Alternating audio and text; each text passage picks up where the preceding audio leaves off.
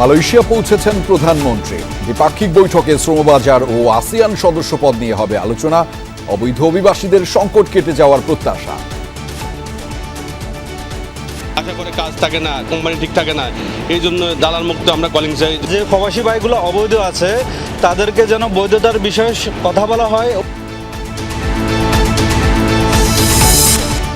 NTMC এর সাবেক প্রধান জিয়াউল আহসান অন্তত ৩০ জনকে হত্যা করেছেন।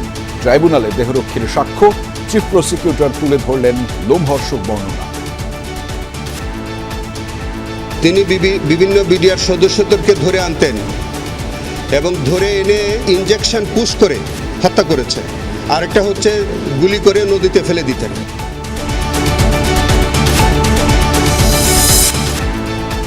কাল অস্ট্রিয়ার বিপক্ষে আর্জেন্টিনার আক্রমণ ভাগে দেখা যেতে পারে আলভারেজ গঞ্জালেসকে। রাতে গুরুত্বপূর্ণ ম্যাচে স্পেনের প্রতিপক্ষ সৌদি আরব।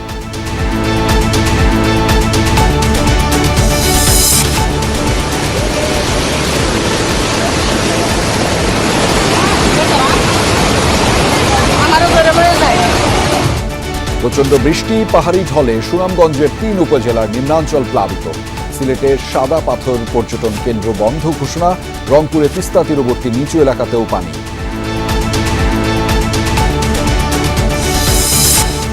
বাজেট নিখুঁত করতে আরও পর্যালোচনা চলছে, জানালেন অর্থমন্ত্রী। বড় চ্যালেঞ্জ রাজস্ব আদায় ও বিদেশি ঋণ। ব্যবসা নিয়ে শঙ্কায় পুরনো শিল্প মালিকরা। মিয়ানমারের সাথে সীমান্ত ব্যবস্থাপনায় হিমশিম অবস্থা। স্থল মাইন বিস্ফোরণে মৃত্যুর সাথে বাড়ছে উদ্বেগ। চলছে কূটনৈতিক ও অনানুষ্ঠানিক যোগাযোগ। শান্তি চুক্তি নিয়ে সুইজারল্যান্ডে বৈঠকে বসেছে ইরান যুক্তরাষ্ট্র। প্রতিনিধি দলের নেতৃত্বে কালিবাফ, জেডি ভ্যান্স, মধ্যস্থতায় কাতার, পাকিস্তান।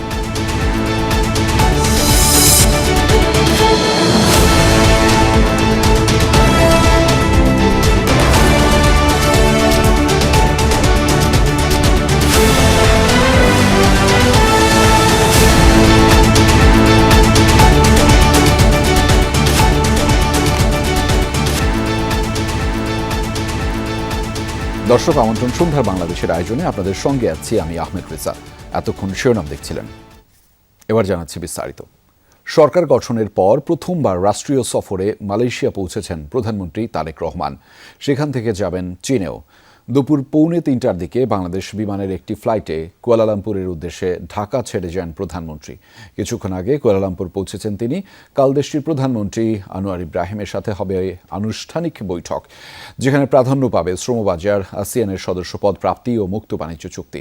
সই হতে পারে সংস্কৃতি বিনিময় সহ কয়েকটি চুক্তি। 23 জুন মালয়েশিয়া থেকে সরাসরি চীনের দালিয়ানে ওয়ার্ল্ড ইকোনমিক ফোরামের অনুষ্ঠানে যোগ দেবেন সরকার প্রধান। সেখানে বেশ কয়েকজন বিশ্ব নেতার সঙ্গে তার বৈঠক হতে পারে। 25 জুন চীনের প্রধানমন্ত্রীর সাথে দ্বিপাক্ষিক বৈঠক করবেন তারেক রহমান। এই সফরে 13টি সমঝোতা স্মারক ও 4টি চুক্তি সই হওয়ার কথা রয়েছে। 26 জুন রাতে দেশে ফিরবেন প্রধানমন্ত্রী। প্রধানমন্ত্রী তারেক রহমানের 18 ঘণ্টার সফর ঘিরে আশার সঞ্চার হয়েছে কাজের সন্ধানে মালয়েশিয়ায় থাকা অবৈধ বাংলাদেশিদের মাঝে। মালয়েশিয়ার কয়েক লাখ বাংলাদেশির দিন কাটছে গ্রেফতার, আতঙ্ক আর ভোগান্তিতে। মালয়েশিয়া থেকে আমাদের সহকর্মী আরিফিন শাকিল জানাচ্ছেন বিস্তারিত। আকাশসমান স্বপ্ন নিয়ে মালয়েশিয়া যাত্রা, কিন্তু শঙ্কা, আতঙ্ক আর অনিশ্চয়তায় কাটছে মঈন জুয়েলদের মতো প্রবাসী বাংলাদেশিদের জীবন। এজেন্সি দৌরাত্মে সিন্ডিকেটের কারসাজিতে পথে বসার উপক্রম তাদের। গ্রেপ্তার আতঙ্কে না পারছেন কাজের সন্ধানে বের হতে, না পারছেন দেশে ফিরতে। আশা করে কাজ থাকে না, কোম্পানি ঠিক থাকে না, এই জন্য দালাল মুক্ত আমরা কলিং চাই। যে দালালের কারণে বাংলাদেশে হাজার হাজার লোক অবৈধ আছে। যে প্রবাসী ভাইগুলো অবৈধ আছে তাদেরকে যেন বৈধতার বিষয়ে কথা বলা হয়। ওই আমাদের প্রধানমন্ত্রী এবং মালয়েশিয়ার প্রধানমন্ত্রী যেন এই বিষয়টা নিয়ে আলাপ আলোচনা করে। প্রধানমন্ত্রীর 18 ঘণ্টার মালয়েশিয়া সফরে সেই অনিশ্চয়তার সমাধান চান অবৈধভাবে থাকা বাংলাদেশিরা। প্রত্যাশা, সরকার প্রধানের এই সফরে নির্ধারণ হবে লক্ষ যুবকের ভাগ্য। বিষয়টি প্রধানমন্ত্রীর নজরে আনার আশ্বাস মালয়েশিয়া বিএনপি নেতাদের। প্রবাসী অবৈধ শ্রমিক আছে তাদের কথা বললেন। বন্ধ শ্রমিক যেই বাজার আছে সেটাকে খোলার ব্যাপারে কথা বলবেন। আমি আশা করি যে এইগুলির বিষয়ে মাননীয় প্রধানমন্ত্রী, মালয়েশিয়ান প্রধানমন্ত্রীর সাথে ফলপ্রসূ আলোচনা করবেন। কীভাবে কম মাইগ্রেশন কষ্টের মাধ্যমে এখানে শ্রমিক পাঠানো যায় সেই ব্যবস্থাটা ইনশাল্লাহ করবেন। আর আগের ফেসিস সরকার যেই সিন্ডিকেট সিস্টেম করেছিল এই সিন্ডিকেট সিস্টেম আমাদের সরকার করবে বলে আমি মনে করি। আজ রাতে মালয়েশিয়া পৌঁছে প্রবাসীদের সুধী সমাবেশে বক্তব্য রাখবেন প্রধানমন্ত্রী তারেক রহমান। ফ্রি ট্রেড এগ্রিমেন্টের নেগোসিয়েশনের যে টার্মস অফ রেফারেন্স সেটা দুই পক্ষ সম্মত হয়েছে। এখন মূল নেগোসিয়েশন দ্রুত শুরু করা এবং দ্রুত এটা শেষ করা, এই বিষয়টি এখানে আলোচিত হবে। এখানে যারা বাংলাদেশি প্রবাসী আছেন তাদের ওয়েলফেয়ারের বিষয়টা হয়তো তাদের মাঝে আলোচনায় আসবে আমি আশা করি। সোমবার মালয়েশিয়ার প্রধানমন্ত্রীর সাথে দ্বিপাক্ষিক বৈঠক করবেন তারেক রহমান। দ্রুত বর্ধনশীল অর্থনীতি হওয়া এশিয়ার টাইগার বলা হয় মালয়েশিয়াকে। তাই এই দ্বিপাক্ষিক সফরে শুধু নির্দিষ্ট খাত নয় বরং খাতওয়ারি দক্ষ জনশক্তি রপ্তানিতে মনোযোগী হওয়ার পরামর্শ বিশেষজ্ঞদের। প্রধানমন্ত্রীর এই দ্বিপাক্ষিক সফরেই তার সূচনা হোক এমন প্রত্যাশা প্রবাসী বাংলাদেশিদের। আরেফিন শাকিল, যমুনা নিউজ, মালয়েশিয়া। প্রধানমন্ত্রীর মালয়েশিয়া সফর নিয়ে বিস্তারিত জানাতে এই মুহূর্তে কুয়ালালামপুর থেকে যুক্ত রয়েছেন সহকর্মী আরেফিন শাকিল। তার মাধ্যমে জানাবো সেখানকার বিস্তারিত। আরেফিন, প্রধানমন্ত্রীকে বহনকারী বিমান কুয়ালালামপুরে নিশ্চয়ই অবতরণ করেছে। আজকে মূলত তার কী কী কর্মসূচি আছে সেগুলো জানাবেন। এছাড়া তারেক রহমানের 18 ঘন্টার সফরের কার্যক্রম নিয়ে নিশ্চয়ই প্রবাসীদের মধ্যে আলাদা প্রত্যাশাও রয়েছে।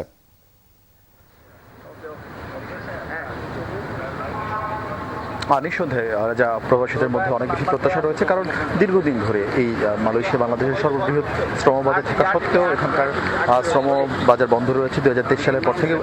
2022 সালের পর থেকে বন্ধ রয়েছে এবং 2024 সাল থেকে বন্ধ রয়েছে, যেটি 2022 সালে সীমিত আকারে চালু হয়েছিল।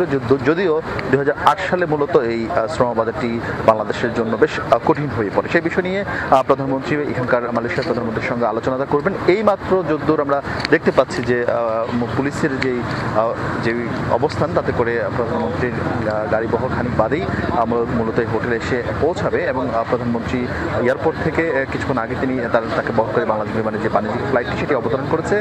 তিনি আসবেন, এখানে এসে এই হোটেলে তিনি থাকবেন এবং এখানে মূলত যারা এখানকার প্রবাসী বাংলাদেশি রয়েছেন তাদের দুঃখ দুর্দশা এবং তাদের সংকট সেসব বিষয় নিয়ে তিনি কথা বলবেন এবং সেই সঙ্গে প্রবাসীদের সঙ্গে একটি বলা হচ্ছে এটি সুধী সমাবেশ, মূলত একটি মতবিনিময় সভা, যেখানে বিভিন্ন বাংলাদেশের মানুষজন যেমন থাকবেন তেমনি এখানকার বিএনপির অঙ্গ এবং সহযোগী সংগঠন বা মূল দল বিএনপি নেতাকর্মীরাও কিন্তু আজকের এই অনুষ্ঠানে অংশ নেবেন এবং সেখানে এরই মধ্যে নেতাকর্মীরা যে হলরুম, সেই হলরুমে তারা ভিতরে প্রবেশ করেছেন এবং তারা সেখানে অবস্থান নিয়েছেন। প্রধানমন্ত্রী আসার পরপরই নিঃসন্দেহে তার সেই সভাটি শুরু হবে এবং যদি বলি যে মূলত এই 18 ঘন্টা সফর হলে মূলত আজকের দিনে শুধুমাত্র একটি অনুষ্ঠানে তার রয়েছে।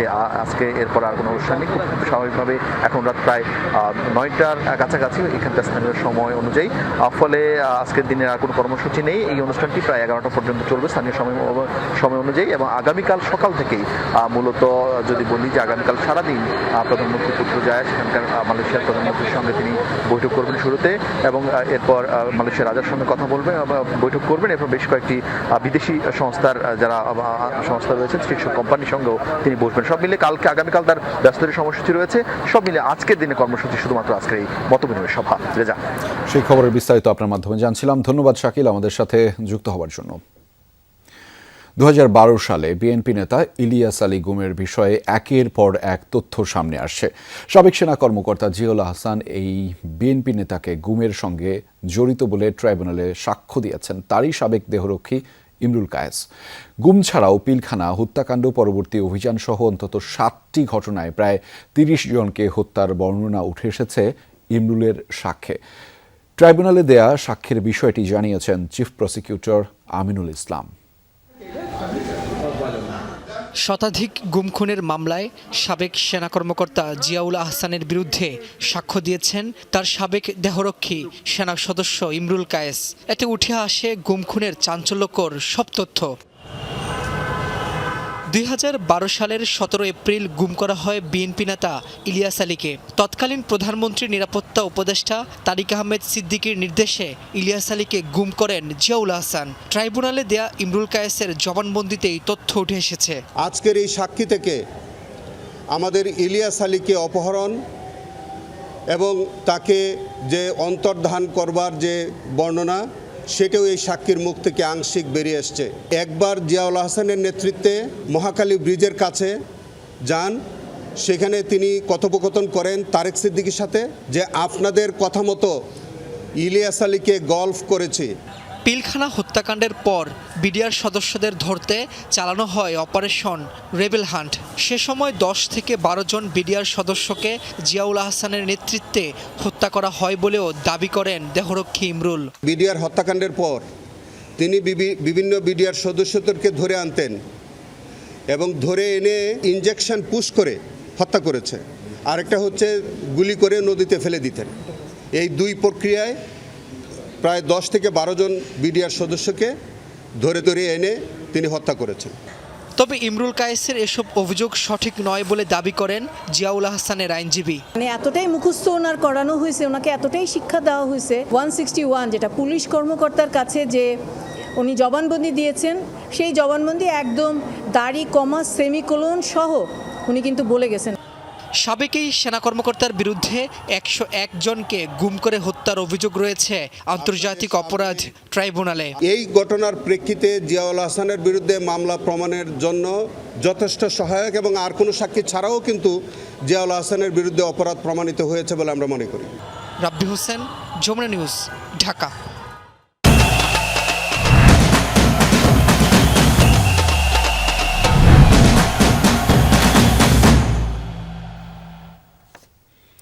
কাল অস্ট্রিয়ার বিপক্ষে আর্জেন্টিনা একাদশে আসতে পারে 4টি পরিবর্তন।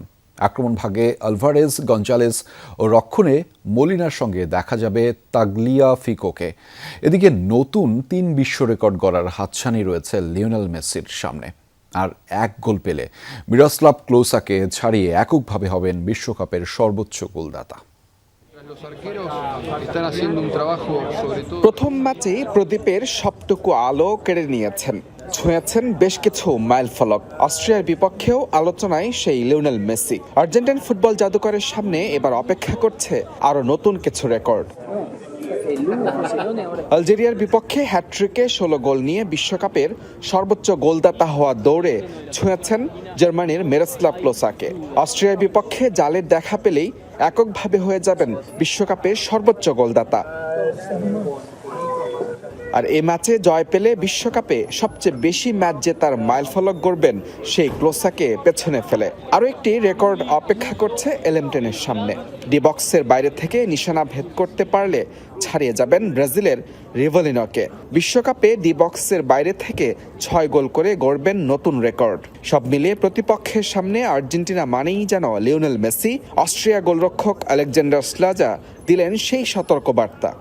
মাঠে তার উপস্থিতি অসাধারণ এবং সেটি তার দলের মধ্যেও পরিষ্কার দেখা যায়। মেসি যখন মাঠে থাকেন তখন যে শক্তি ও আবহ ছড়িয়ে দেন তা দুর্দান্ত। এ কারণেই আমি ম্যাচটি খেলার জন্য অধীর আগ্রহে অপেক্ষা করছি। তাকে রুখে দেওয়ার জন্য আমরা আমাদের সাধ্যমতো সবকিছু করার চেষ্টা করব। তবে আর্জেন্টিনার শিবিরে আছে ইনজুরি সমস্যা। চোটের কারণে খেলা হবে না ডিফেন্ডার গঞ্জালো মন্তিয়ালের। তার পরিবর্তে শুরুর একাদশে দেখা যাবে মলিনাকে। আর ইনজুরি কাটিয়ে একাদশে ফিরতে প্রস্তুত তাগলিয়াফিকো। সব মিলিয়ে অস্ট্রিয়ার বিপক্ষে একাদশে 4টি পরিবর্তন আনতে পারেন কোচ লিওনেল স্কালোনি। ডিফেন্সে মলিনা, তাগলিয়াফিকোর সঙ্গে আক্রমণ ভাগে দেখা যেতে পারে হুলিয়ান আলভারেজকে। উইংয়ে থিয়াগো আলমাদার পরিবর্তে খেলতে পারেন নিকো গঞ্জালেস। আর ডালাসের এই গরম উপেক্ষা করতে ম্যাচের আগের দিন কানসাস সিটি থেকে উড়ে এসে সরাসরি প্রেস কনফারেন্সে অংশ নেবে আলভিস সেলেস্তারা। করবে না কোনো অনুশীলন সেশন। মুজরামিন তারেক, যমুনা স্পোর্টস, ডালাস, যুক্তরাষ্ট্র। এদিকে গ্রুপ এইচে জমে উঠেছে নকআউটের লড়াই। আজ রাত 10টায় আটলান্টায় প্রথম জয়ের লক্ষ্য নিয়ে মুখোমুখি হবে স্পেন ও সৌদি আরব। প্রথম ম্যাচের হোঁচট ভুলে জয়ের লক্ষ্যে আজ সৌদি আরবের বিপক্ষে মাঠে নামছে স্পেন। যুক্তরাষ্ট্রের আটলান্টায় মার্সিডিজ বেঞ্জ স্টেডিয়ামে অনুষ্ঠিত হবে ম্যাচটি। প্রথম ম্যাচে কেপ ভার্দের সাথে ড্র করে বেশ চাপে রয়েছে স্পেন। অন্যদিকে উরুগুয়ের বিপক্ষে 1-1 গোলে ড্র করে নিজেদের আত্মবিশ্বাস ধরে রেখেছে সৌদি আরব। শেষ 32-এ টিকে থাকার জন্য আজকের 3 পয়েন্ট দুই দলের জন্যই গুরুত্বপূর্ণ। ইনজুরি কাটিয়ে স্পেনের শুরুর একাদশে ফিরতে পারেন লামিন ইয়ামাল। অন্যদিকে সৌদি ভরসা রাখছে সালেম আল দাউসারি ও বুরাইকানের ওপর। বৃষ্টি ও উজানের ঢলে বাড়ছে নদ নদীর পানি। এরই মধ্যে প্লাবিত হয়েছে সুনামগঞ্জ ও রংপুরের নিম্নাঞ্চলের বিভিন্ন এলাকা। রংপুরের মহিপুর তিস্তা সেতু রক্ষা বাঁধে দেখা দিয়েছে ভাঙন। বন্যা পূর্বাভাস ও সতর্কীকরণ কেন্দ্র জানিয়েছে দেশে বৃষ্টির পাশাপাশি উজানে ভারতের পশ্চিমবঙ্গ, মেঘালয় ও আসামেও ভারী থেকে অতি ভারী বর্ষণ হচ্ছে, যা আগামী কয়েকদিন অব্যাহত থাকতে পারে। এতে উত্তরের 4 জেলা ও সিলেট, সুনামগঞ্জের নিম্নাঞ্চলে দেখা দিতে পারে স্বল্পমেয়াদী বন্যা। পাহাড়ি ঢলে প্লাবিত সুনামগঞ্জের তাহিরপুর উপজেলার বিভিন্ন এলাকা, তলিয়েছে রাস্তাঘাট, ব্যাহত হচ্ছে যান চলাচল। ঢলের পানি ঢুকেছে বাড়িঘরেও। সুনামগঞ্জ তাহিরপুর সড়কের উপর দিয়েও বইছে পাহাড়ি ঢলের পানি। আনোয়ারপুর এলাকায় সড়কে ব্যাহত হয় যান চলাচল। সুরমা ও খাসিয়ামারা নদীর পানি বেড়ে দোয়ারা বাজার ও সদরের নিম্নাঞ্চলের কিছু এলাকাও প্লাবিত হয়েছে। তলিয়েছে গ্রামীণ সড়ক, ফসলি জমি, ভেসে গেছে পুকুরের মাছ। পানি ঢুকেছে বাড়িঘর, দোকানপাটেও। ভোগান্তিতে বাসিন্দারা। কালকেও দেখেছি আমাদের গ্রামটা আর কি শুকনো ছিল এই সাইডটা, এখন সকাল থেকে উঠে দেখি মানে ঘরের উঠানে পানি। সকালে যেরকম পানি হয়েছে, মনে করে ইয়ার চেয়ে যদি আরেকটা ঢল মারে তাহলে বাড়ি ঘরের পানি ঢুকবে, মানে আমাদের অনেক দুর্ভোগ হবে। সিলেটের কোম্পানিগঞ্জে পাহাড়ি ঢলে ভেসে গেছে সাদা পাথর পর্যটন কেন্দ্রের দোকানপাট। ঝুঁকি বিবেচনায় সাময়িকভাবে বন্ধ ঘোষণা করা হয়েছে পর্যটন কেন্দ্রটি। বন্যা পূর্বাভাস ও সতর্কীকরণ কেন্দ্র জানিয়েছে সিলেট বিভাগে থেমে থেমে মাঝারি থেকে ভারী বৃষ্টি হচ্ছে। ওপারে ভারতের মেঘালয় ও আসামেও ভারী থেকে অতি ভারী বৃষ্টি হচ্ছে, যা আগামী কয়েকদিন অব্যাহত থাকতে পারে। এতে সিলেট ও সুনামগঞ্জের নিম্নাঞ্চলে দেখা দিতে পারে স্বল্পমেয়াদী বন্যা। এদিকে উজানের ঢলে তিস্তার পানি বেড়ে রংপুরের কাউনিয়া, পীরগাছা ও গঙ্গাচড়া উপজেলার চর ও নিম্নাঞ্চল প্লাবিত হয়েছে। ফসলি জমি তলিয়ে যাওয়ার পাশাপাশি পানি ঢুকেছে বাড়িঘরেও। বন্যাতে আসলে তো আমাদের ক্ষতি করে, ধান বাদাম আর অন্যান্য জিনিস, পাট যা কিছু আছে সব ক্ষতি হয়েছে। আমাদের কিছু মাছের পুকুর ছিল 10-20টা, সেটাও চলে গেছে। আমরা কিভাবে চলবো? চলার মতো আমার কোনো বুদ্ধি নাই। পানির তোরে গঙ্গাচড়ার মহিপুর তিস্তা সেতু রক্ষা বাঁধে দেখা দিয়েছে ভাঙন। এরই মধ্যে বিলীন হয়েছে বাঁধের অন্তত 50 মিটার অংশ। গত বছর বাঁধের প্রায় 100 ফুট নদীতে বিলীন হয়ে যায়। সে সময় জিও ব্যাগ ফেলার দাবি জানায় স্থানীয়রা। তবে উল্টো উজানে বাঁশের পাইলিং করে এলজিইডি। স্থানীয়দের দাবি, ভুল পদক্ষেপের কারণে এবারও পানি বৃদ্ধির সাথে শুরু হয়েছে ভাঙন। এতে সেতু ও রংপুর কাকিনা আঞ্চলিক সড়ক হুমকির মুখে পড়ার শঙ্কায় তারা। ঘটনাস্থল পরিদর্শন করেছেন কর্মকর্তারা। বাল যে এই তিস্তা নদীর ভাঙন রক্ষা করতে পারে, এটা একটা কোনো কথা হয়? এটা একটা কোনো যুক্তি? দ্রুত ব্যবস্থা না নেয় তাহলে ব্রিজ ধ্বংস হয়ে যাবে। এই কোটি কোটি টাকার সম্পদ নষ্ট হয়ে যাবে। এখানে প্রায় কয়েক হাজার ফ্যামিলি ব্রিজে ভাটি পাকে, এগুলো সব ধ্বংস হয়ে যাবে। এটা তো আমরা দেইনি, এটা হচ্ছে নদী বিশেষজ্ঞ টিম আসছিলেন এবং তারা এটা সাজেস্ট করছেন এবং তাদের সাজেশন মোতাবেকই আমরা এটা করছিলাম আর কি। বন্যা পূর্বাভাস ও সতর্কীকরণ কেন্দ্র জানিয়েছে আগামী কয়েকদিন উজানে ভারতের পশ্চিমবঙ্গেও ভারী থেকে অতি ভারী বৃষ্টি অব্যাহত থাকতে পারে। এতে নীলফামারী, লালমনিরহাট, কুড়িগ্রাম ও রংপুরে স্বল্পমেয়াদী বন্যা দেখা দিতে পারে। জাহিদ হাসান, যমুনা নিউজ। এবারের বাজেট নিখুঁত নয়, তাই এখনও নানা দিক খতিয়ে দেখা হচ্ছে। রাজস্ব আদায় ও বিদেশি ঋণ নিয়ে চ্যালেঞ্জ সবচেয়ে বেশি, এমন মন্তব্য অর্থমন্ত্রী আমির খসরু মাহমুদ চৌধুরীর। সকালে সিপিডির বাজেট সংলাপে যোগ দেন তিনি। এ সময় অর্থনীতিবিদরা দুর্নীতি রোধে সোচ্চার হওয়ার আহ্বান জানান। অন্যদিকে ব্যবসায়ীদের দাবি, সরকার নতুন উদ্যোক্তাদের সামনে আনার কথা বললেও বন্ধ হয়ে যাচ্ছে পুরনো অনেক শিল্প। নতুন বাজেট প্রস্তাবে দর্শন মূলত অর্থনীতিকে স্থিতিশীল করা। মূল্যস্ফীতি, রাজস্ব ঘাটতি আর স্থবির বিনিয়োগ থেকে ঘুরে দাঁড়াতে আগ্রহ সবচেয়ে বেশি। সেজন্য অর্থ ব্যয়ের চেয়ে গুরুত্ব পাচ্ছে সংস্কার। বদলে গেছে অবকাঠামো ভিত্তিক উন্নয়ন ভাবনা, মেইন স্ট্রিমে আসছে পিছিয়ে থাকা অনেক পেশা। তাই বাজেট নিয়ে সবচেয়ে বড় প্রশ্ন, এত কিছু কি আদৌ করা সম্ভব? গবেষণা সংস্থা centre for policy dialogue CPD বলছে কাজটা সহজ হবে না, কেননা সংস্কারের আলাদা রোডম্যাপ নেই। 1.5 বছরে 1 কোটি কর্মসংস্থানের সুযোগ তৈরির পরিকল্পনাও অস্পষ্ট। রাজস্বে ভ্যাটের চেয়ে প্রত্যক্ষ করে জোর দেয়া জরুরি। বিনিয়োগের হার বর্তমানে কিছুটা বাড়লেও কাঙ্ক্ষিত প্রবৃদ্ধি অর্জন করা বেশ কঠিন হতে পারে। যদিও উৎপাদনের দক্ষতা বা ক্যাপিটাল আউটপুট রেশিও কিছুটা উন্নত হয়েছে, তবে বেসরকারি খাতের বিনিয়োগের প্রধান চালিকা শক্তি অর্থাৎ ঋণের প্রবাহ বেশ উদ্বেগজনক। এ সময় গতানুগতিক বাজেট বাস্তবায়ন থেকে বেরিয়ে আসার তাগিদ দেন বক্তারা। বলেন, আমলাতন্ত্র না বদলালে কাজের গতি বাড়বে না। নতুন অনেক খাতের জন্য প্রণোদনা ঘোষণা করা হয়েছে। সৃষ্টিশীল অর্থনীতির জন্য আলাদা বরাদ্দ হতে দেখছি। আমরা কোনোটির বিপক্ষে নই, কিন্তু মাথায় রাখতে হবে সামনেই এলডিসি উত্তরণের চ্যালেঞ্জ। এর আগেই অনেক শিল্প টিকতে না পেরে বন্ধ হয়ে যাচ্ছে। We have also noticed that unnecessary offices, state-owned enterprises 122টা মনে আছে, only 37 are in a way functioning, 22 are non-functioning. আমরা এনবিআর এর উপর এত চাপ দিচ্ছি বা রেভিনিউ জেনারেট করার জন্য। হোয়াট অ্যাবাউট এনবিআর এর বাইরে থেকে কর এড়িয়ে রাখা? দেশীয় ব্যাংকগুলোর কাছ থেকে সরকার এত বিপুল পরিমাণে ঋণ গ্রহণ করে, তো প্রাইভেট সেক্টর সেখানে বিনিয়োগ করার মতো ব্যাংকগুলোর কাছে আর অতিরিক্ত অর্থটা থাকবে না। তো সেক্ষেত্রে দেখা যাবে যে প্রাইভেট সেক্টরে যদি বিনিয়োগ না হয় তো কর্মসংস্থানের একটা ঘাটতি তৈরি হবে।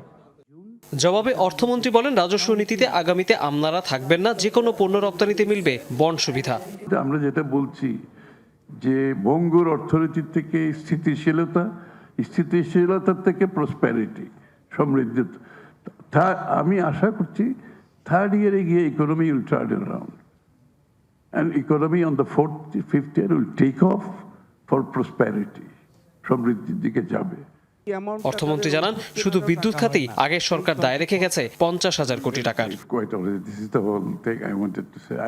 তৌহিদ হোসেন, যমুনা নিউজ, ঢাকা। মিয়ানমারের সাথে সীমান্ত ব্যবস্থাপনায় হিমশিম খাচ্ছে বাংলাদেশ। একের পর এক স্থলমাইন বিস্ফোরণ আর তাতে সাধারণ মানুষের মৃত্যুতে উদ্বিগ্ন স্থানীয়রা।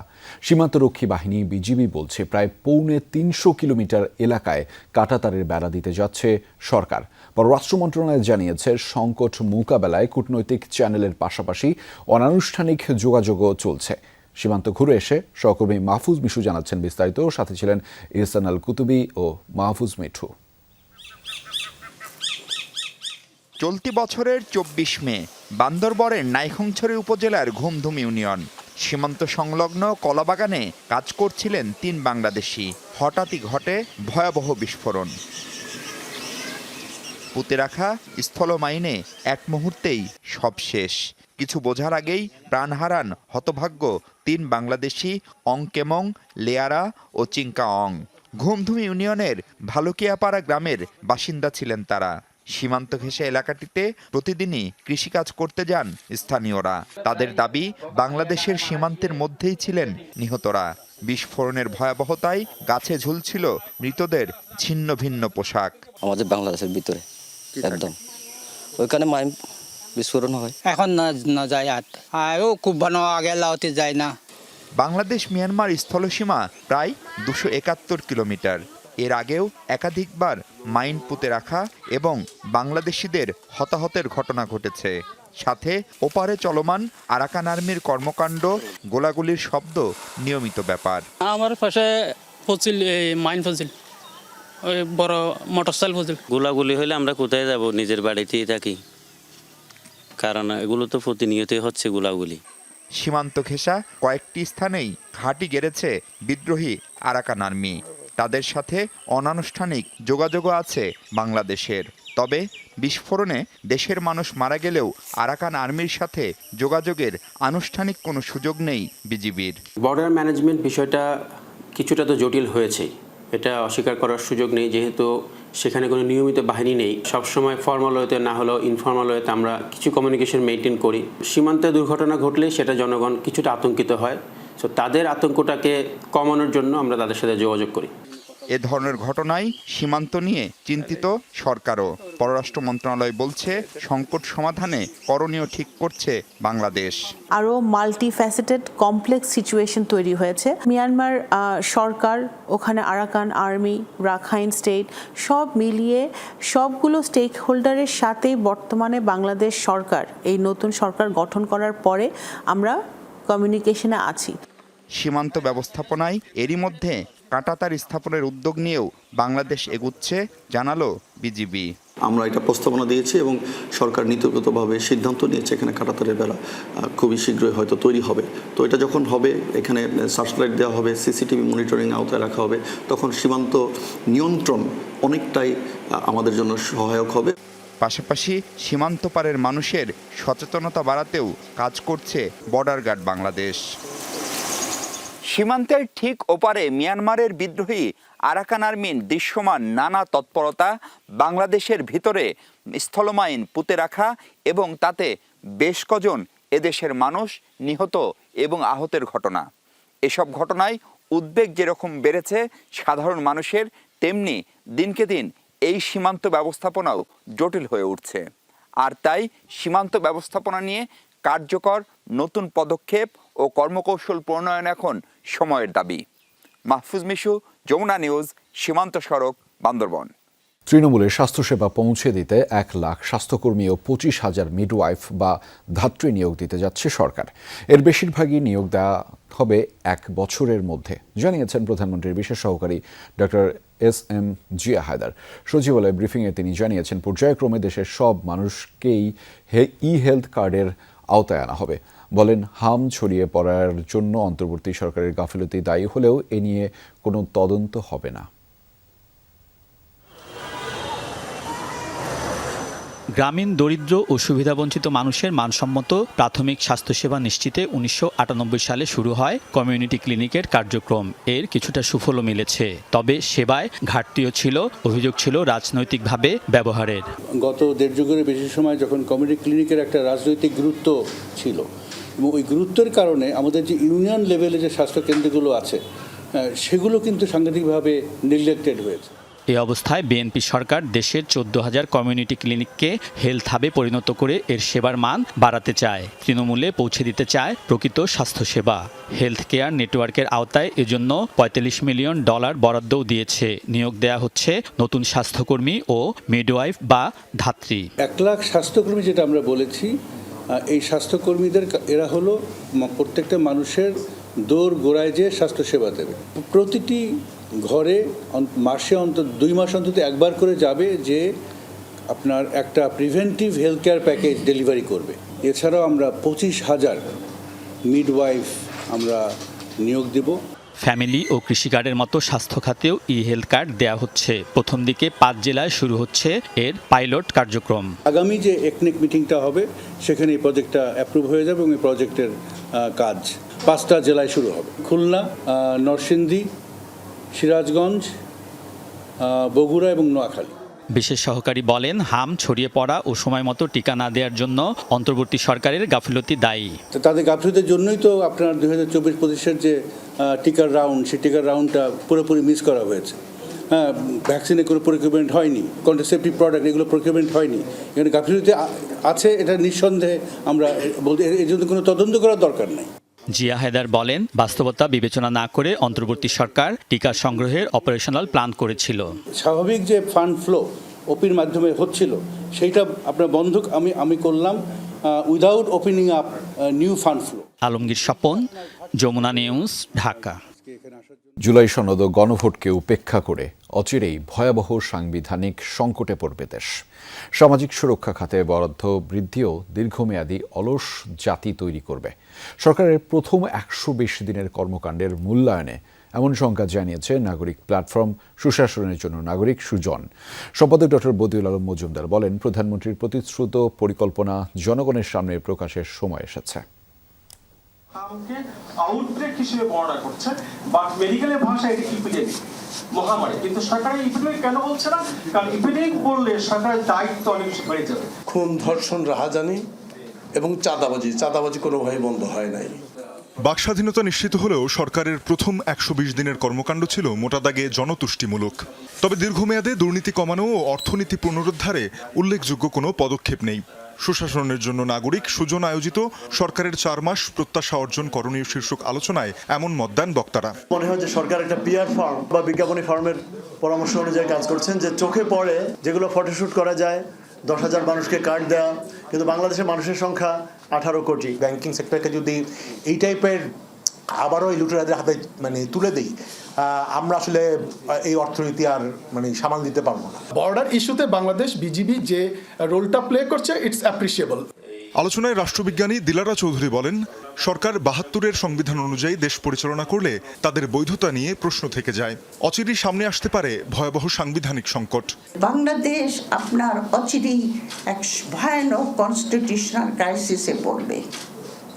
কত যে রিট হবে তা গুণী শেষ করা যায় না। কেন যে জুলাই সনদ এরা অ্যাকসেপ্ট করছেন না, এটা করলে কিন্তু ঝামেলা চুকে যায়। এটা কি কোনো বহিঃশক্তির কোনো আপনার ইনফ্লুয়েন্স আছে? সামাজিক সুরক্ষা কর্মসূচি বৃদ্ধিও ভবিষ্যতে জাতিকে অলস করে তুলতে পারে মত তার। যারা প্রতিবন্ধী, যারা অন্ধ, সেটার জন্য আলাদা ব্যবস্থা থাকবে। কিন্তু এই যে মানুষকে আপনি মাসে মাসে ২৫০০ টাকা একটা ভিক্ষা দিয়ে সে কোনো রকমের ডাল আর ভাত কিনে নিয়ে এসে বসে থাকবে, এটাতে কোনো আপনার একটা অলস জাতির সৃষ্টি হবে বলে আমি মনে করি। আপনারা সাফল্য লিখেছেন, আমি মনে করি না এটা সাফল্য। In the long run it is not going to last. ইশতেহারে গুরুত্ব ও সীমান্তে জোরালো অবস্থানে সরকারের প্রশংসা করলেও ফ্যামিলি কার্ড, কৃষক কার্ড বিতরণে আইনের ব্যত্যয় হচ্ছে বলে মন্তব্য করেন সুজন সম্পাদক বদিউল আলম মজুমদার। প্রকাশ্য ওয়ার্ড সভায় উপকারভোগী নির্ধারণের আহ্বান জানান তিনি। যে সকল স্কিম আছে যেগুলো জনগণকে দেওয়া হবে, এগুলো এই প্রকাশ্য মিটিংয়ে ওয়ার্ড সভা মানে জনগণকে নিয়ে সভা 2বার করার কথা ইউনিয়ন পরিষদে, ওই ওয়ার্ড সভায় ওই উপকারভোগী বেনিফিশিয়ারি নির্ধারিত হওয়ার কথা। স্বচ্ছতা যদি এটাতে চর্চা করা হয় তাহলে কিন্তু দুর্নীতি, ওই যে বিভিন্ন রকমের যে টোল কালেকশন, ওটা বন্ধ করা যেত। বদিউল আলম বলেন, জুলাই হত্যাকাণ্ডের বিচার কার্যক্রম স্থবির হয়ে আছে। দুর্নীতি প্রতিরোধে প্রধানমন্ত্রীর পরিকল্পনা জনসম্মুখে তুলে ধরার তাগিদ দেন তিনি। মাননীয় প্রধানমন্ত্রী যে পরিকল্পনার কথা বলছেন, আমার দাবি হলো আমরা সেই পরিকল্পনাটা দেখতে চাই। তানজিম শাফিন, যমুনা নিউজ, ঢাকা। গাজীপুর মহানগরে কার্যক্রম নিষিদ্ধ আওয়ামী যুবলীগের একটি বিক্ষোভ মিছিল থেকে পুলিশকে উদ্দেশ্য করে হুমকি দেওয়ার অভিযোগ উঠেছে। সকালে গাজীপুরের বাইপাস বাসন এলাকায় মিছিল বের করে যুবলীগ। মিছিলের ভিডিওতে এক ব্যক্তিকে পুলিশকে উদ্দেশ্য করে হুমকি দিতে দেখা যায়। ভিডিওটি ছড়িয়ে পড়ার পর বিষয়টি নিয়ে বিভিন্ন মহলের প্রতিক্রিয়া দেখা দিয়েছে। পুলিশ জানিয়েছে, কার্যক্রম নিষিদ্ধ আওয়ামী লীগের প্রতিষ্ঠাবার্ষিকী উপলক্ষে এবং দলটির উপর আরোপিত নিষেধাজ্ঞা প্রত্যাহারের দাবিতে মিছিল থেকে এই বক্তব্য দেওয়া হয়। তবে ভিডিওতে বক্তব্য দেওয়া ব্যক্তির পরিচয় তাৎক্ষণিকভাবে নিশ্চিত হওয়া যায়নি। পুলিশ জানিয়েছে, ঘটনার সঙ্গে জড়িতদের বিরুদ্ধে আইন অনুযায়ী ব্যবস্থা নেওয়া হবে।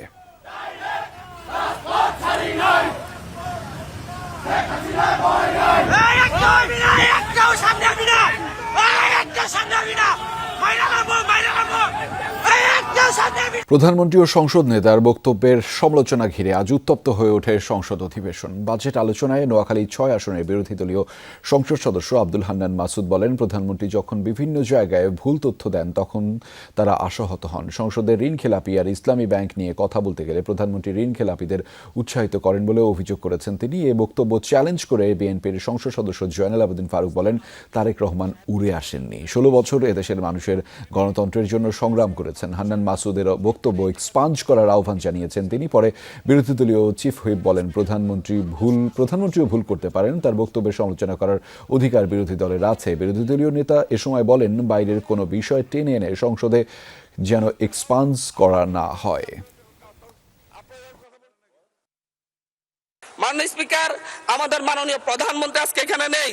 উনি যখন বিভিন্ন ভাষণে গিয়ে অসত্য তথ্য দিয়ে বলেন বিরোধী দল মিছিল করতেছে, মদের দাম কেন বৃদ্ধি করা হয়েছে, কেন সিগারেটের দাম বৃদ্ধি করা হয়েছে, এরকম অসত্য তথ্য দিয়ে যখন মাননীয় প্রধানমন্ত্রী বক্তব্য দেন, আমরা খুবই আশাহত হই। মাননীয় স্পিকার, আমরা আশাহত হই যখন ঋণ নিয়ে কথা বলতে গিয়ে সংসদে যখন আমরা ঋণ নিয়ে কথা বলতে যাই, ব্যাংকের ঋণ নিয়ে, ইসলামী ব্যাংক দখল নিয়ে যখন আমরা কথা বলতে চাই, তখন মাননীয় প্রধানমন্ত্রী দাঁড়ায় যখন বলে আপনারা সবাই জমিদার, যারা ঋণ দেন নাই, এর মধ্য দিয়ে মূলত মাননীয় প্রধানমন্ত্রী ঋণ খেলাপিদেরকে উৎসাহিত করেন। মাননীয় স্পিকার, আমাদের নেতা উড়ে এসে নাই।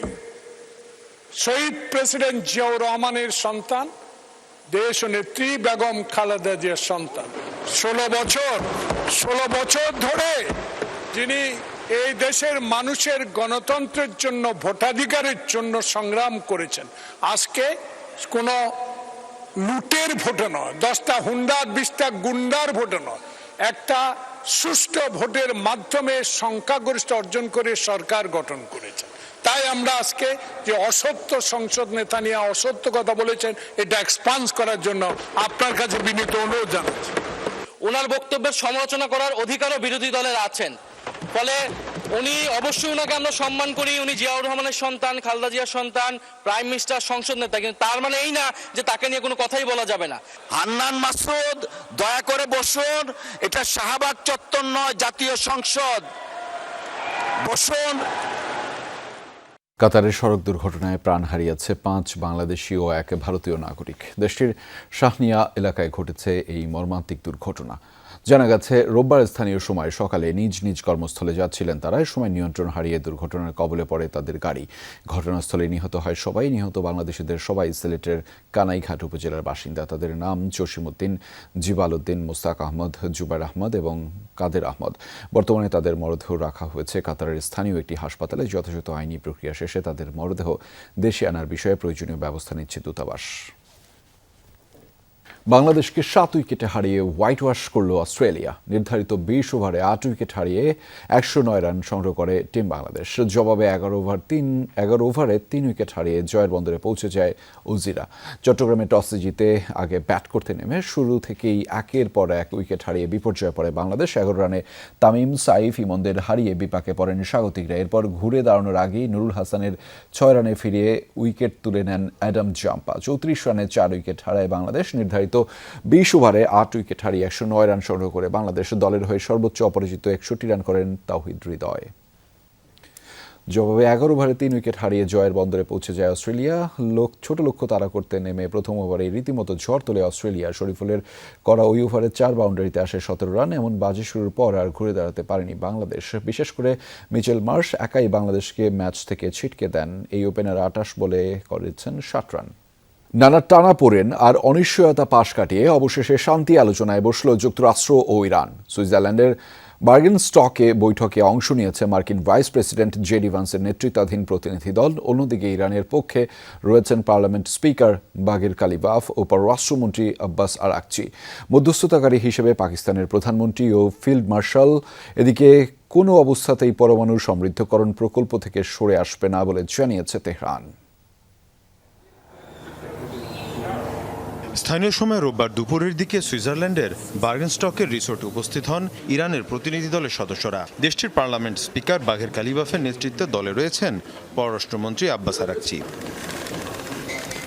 এর আগে সেখানে পৌঁছান মার্কিন ভাইস প্রেসিডেন্ট জেডি ভান্স, রয়েছেন ট্রাম্পের সাবেক উপদেষ্টা জ্যারেড কুশনার এবং যুক্তরাষ্ট্রের মধ্যপ্রাচ্য বিষয়ক প্রতিনিধি স্টিভ উইটকফ। অন্যদিকে মধ্যস্থতাকারীদের পক্ষ থেকে রয়েছেন পাকিস্তানের প্রধানমন্ত্রী শেহবাজ শরীফ এবং ফিল্ড মার্শাল আসিম মুনির। কাতারের পক্ষ থেকে আছেন দেশটির প্রধানমন্ত্রী। এর আগে পরোক্ষভাবে বিবদমান পক্ষগুলো আলোচনায় বসলেও এবারই প্রথম মুখোমুখি বৈঠকে বসেছে ইরান যুক্তরাষ্ট্র। যুদ্ধবন্ধ, হরমুজ প্রণালী নিষেধাজ্ঞা প্রত্যাহার সহ নানা ইস্যুতে আলোচনা বার্গেনস্টকের বৈঠকে। লেবাননে ইসরায়েলের লাগাতার হামলার কারণে অনিশ্চয়তায় পড়েছিল ইরান যুক্তরাষ্ট্রের মধ্যকার শান্তি আলোচনা। এরপর ইরান হরমুজ প্রণালী বন্ধ ঘোষণা করায় সেই অনিশ্চয়তা আরও বেড়ে যায়। তবে সব শঙ্কা কাটিয়ে আলোচনার টেবিলে সব পক্ষ। এদিকে ইরানের প্রেসিডেন্টের হুঁশিয়ারি, কোনো অবস্থাতে পরমাণু সমৃদ্ধকরণ প্রকল্প থেকে সরে আসবে না তেহরান। আমরা আমাদের ইউরেনিয়াম সমৃদ্ধকরণের অধিকার কখনোই ছেড়ে দেব না। এর আগে মার্কিন প্রেসিডেন্ট নানা শর্ত দিয়েছিলেন, বলেছিলেন ইরান এটা করতে পারবে না, সেটা করতে পারবে না, কিন্তু এখন তিনি তার অবস্থান পুরোপুরি বদলে ফেলেছেন। এদিকে আলোচনা চলতে পারে আগামী 2 মাস। এর মধ্যে চুক্তি স্বাক্ষরিত না হলে দুপক্ষের সিদ্ধান্তে বাড়তে পারে যুদ্ধবিরতি সহ আলোচনার সময়সীমা। মীর মুশফিকা হাসান, যমুনা নিউজ। দর্শক, এই ছিল সন্ধ্যার বাংলাদেশের আয়োজনে। এতক্ষণ আমাদের সাথে থাকার জন্য আপনাদের সবাইকে ধন্যবাদ।